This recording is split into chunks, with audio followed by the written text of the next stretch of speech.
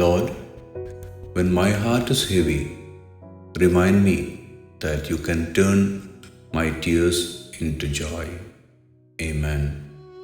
കർത്താവേ, എൻ്റെ ഹൃദയം ഭാരപ്പെടുമ്പോൾ എൻ്റെ കണ്ണുനീർ സന്തോഷമാക്കി മാറ്റാൻ അങ്ങേക്ക് കഴിയുമെന്ന് എന്നെ ഓർമ്മിപ്പിക്കണമേ. ആമേൻ. Revelation 1:8. I am the Alpha and the Omega, says the Lord God, who is and who was and who is to come, the Almighty. വെളിപ്പാട് 1:8.